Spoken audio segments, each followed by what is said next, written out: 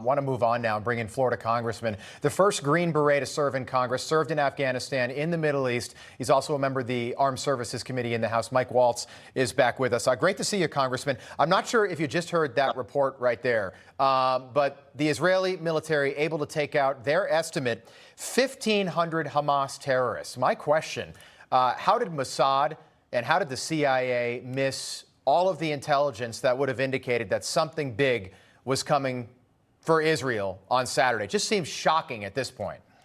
No, that's the question of the day, Rob. It is shocking how Hamas was able to communicate, coordinate, and plan for so long. Tactically is a huge issue, and we have requested briefings. I'm a member of the intelligence community on what went wrong there. But secondarily, U.S. cooperates with Israel quite a bit from an intelligence standpoint.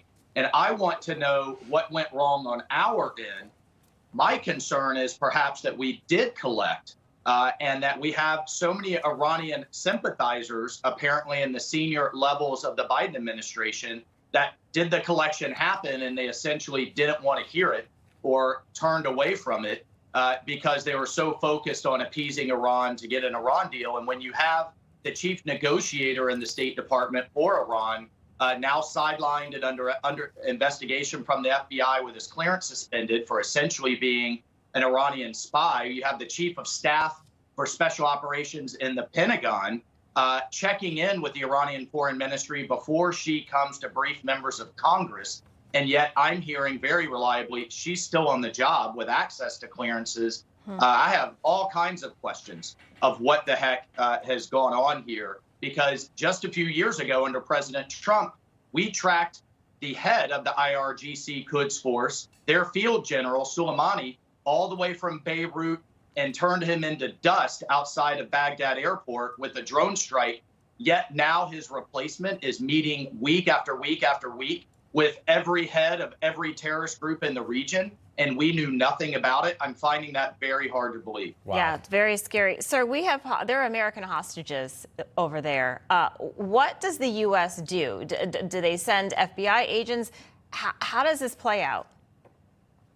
Well, we have incredible hostage rescue expertise in both law enforcement and in special operations. And I fully expect that they are engaged with their Israeli counterparts. And I'll just leave that there. But I also expect that Hamas will be chaining these people and the Israelis that they captured to every potential military target out there.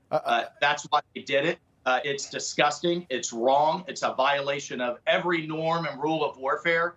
But, you know, for those of us who have been dealing with the Taliban, Al-Qaeda, ISIS, as I and others have for decades now, this is what evil looks like. This is how they operate. Right. This is a war against extremism of every kind. And Congressman, you see the rest of the media doesn't want to call them terrorists.